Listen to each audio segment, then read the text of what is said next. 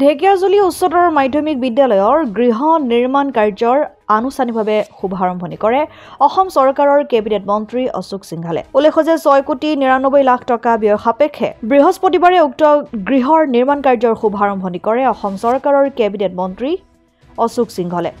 উক্ত কাৰ্যসূচীত মন্ত্ৰী অশোক সিংঘলৰ লগতে বিদ্যালয়খনৰ অৱসৰপ্ৰাপ্ত প্ৰধান শিক্ষক তথা বিশিষ্ট সমাজকৰ্মী ৰমেশ চন্দ্ৰ বৰা, ঢেকিয়াজুলি উচ্চতৰ মাধ্যমিক বিদ্যালয়ৰ প্ৰধান শিক্ষয়িত্ৰী জুৰি ওজা, ঢেকিয়াজুলি পৌৰসভাৰ 3 নং ৱাৰ্ডৰ আয়ুক্ত নৰেন্দ্ৰ কুমাৰ মিশ্ৰৰ লগতে বহুত বিশিষ্ট লোক উপস্থিত থাকে। বিল্ডিং নিৰ্মাণৰ কাম আৰম্ভ হৈছে আৰু ঢেকিয়াজুলি হাইস্কুল এক মডেল হাইস্কুলত পৰিণত হ'ব। প্ৰায় 7 কোটি টকা ব্যয় কৰি স্কুলত 14খন নতুন ক্লাছৰুম, প্ৰিন্সিপালৰ ৰুম, ভাইচ প্ৰিন্সিপালৰ ৰুম, টিচাৰ্ছ ৰুম আৰু 4খন লেব উইথ ইকুইপমেণ্ট আমি ইয়াত ৰেডি কৰিম।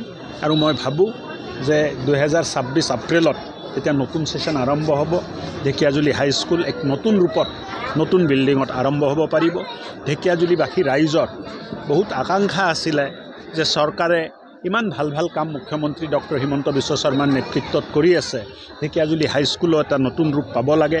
আৰু আজি মই গৰ্ব অনুভৱ কৰিছোঁ যে মুখ্যমন্ত্ৰী ডাঙৰীয়াৰ আশীৰ্বাদত এই কামটো আমি ঢেকিয়াজুলিত সমষ্টিত কৰিব পাৰোঁ। ঢেকিয়াজুলিৰ পৰা প্ৰশান্ত বৈশ্যৰ ৰিপৰ্ট, অসম আদিত্য।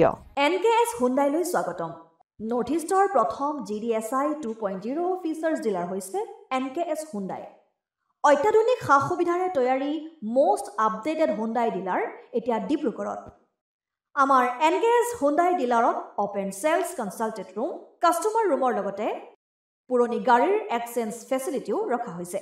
ইয়াত চেলছৰ লগতে ছাৰ্ভিচ ছেক্টৰৰ সুন্দৰ সুবিধা আছে। প্ৰয়োজনীয় সকলো এডভান্স টুলছ, হুইল বেলেন্সিং, এলাইনমেণ্টৰ অত্যাধুনিক machine, post hydraulic lift, fully ট্ৰেইনমেণ্ট পাৱাৰৰ লগতে nitrogen gas filling facility, fully automatic car ৱাছৰ ফেচিলিটিও আছে।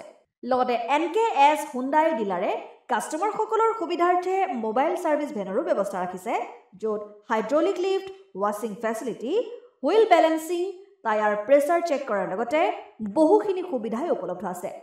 NKS হুণ্ডাইলৈ আহক আৰু সুবিধাসমূহ গ্ৰহণ কৰক।